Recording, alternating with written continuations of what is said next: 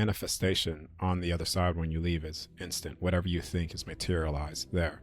Yeah.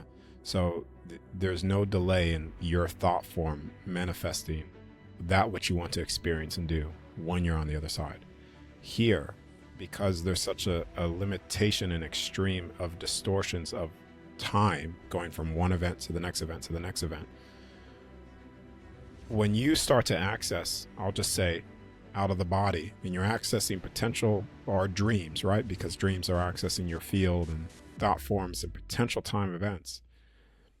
There are a multitude of different things that could you could potentially experience. And what you want to do is essentially, let's just say if you're tapping into a thought form, which is a potential time event, you just want to walk the path, right, of that which you want. So it's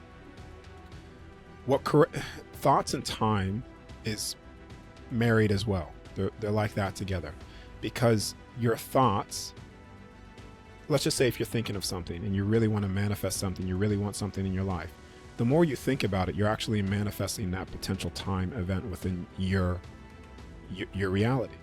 And how you bring that in is just by keep on continuously to focus on it, but also walking the path, right? This is also where you get, when you talk about the question that you asked, manifestation, people take it as a very passive thing of, let me just sit there and think about what I want with no action. And you also brought up physical training as well. I'm very physically active as well myself.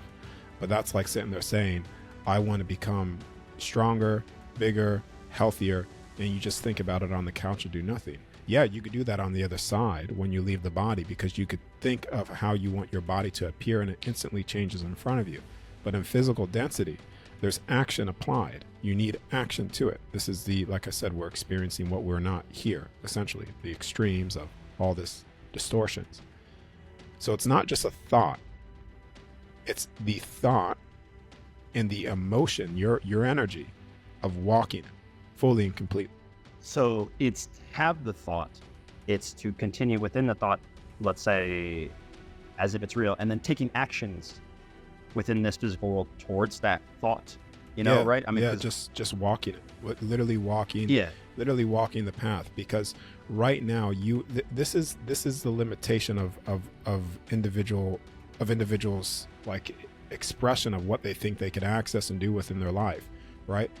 There are a multitude of different time events, thought forms in your field that you can access and bring into your physical life, but you need to walk the path. There's no difference, like, let's go into you owning a business versus you struggling or whatever, right? Like the polar extremes. So what's the difference there?